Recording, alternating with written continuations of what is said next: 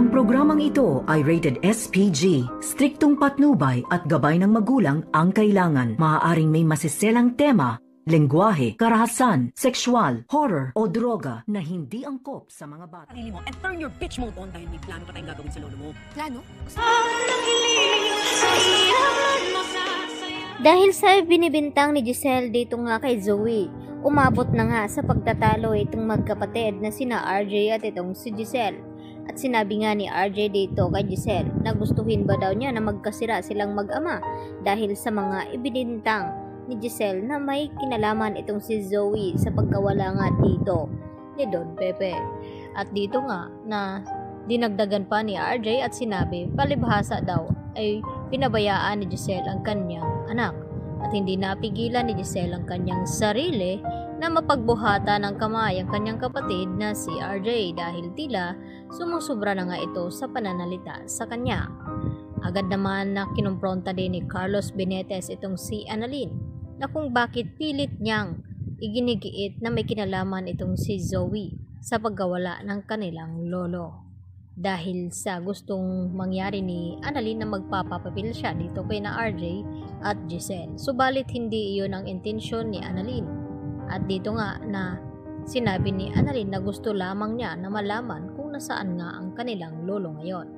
Samantala, kinausap naman ng masinsina ni Moira itong kanyang anak na si Zoe na dapat ayusin daw niya itong kanyang sarili at tanggapin na hindi na talaga siya tanggap ng kanyang lolo Pepe na bilang apo.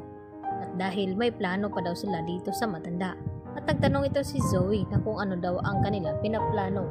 Dito nga na sinabi ni Moira na kinakailangan na ipapatubos daw di umano nila Moira at Balahadja itong si Tanda dito kina RJ at Giselle nang sa ganon ay magkakapera pa sila dito at tila hindi nagustuhan ni Zoe ang kanilang mga plano at dalawa na nga silang bumalik dito sa Apex Hospital upang hindi sila mahalata na may kinalaman nga sila dito sa pagkawala ni Don Pepe. Subalit hindi sila makaligtas dito kay Giselle at RJ dahil sa lakas ng kanilang hinala na itong suspect at prime suspect ay ito na nga si Moira at Zoe. At dito na nga napilit na pinapaamin ni RJ itong si Zoe na magsabi ng totoo kung nasaan nga ang kanilang ama. At dito nga nagmamakawat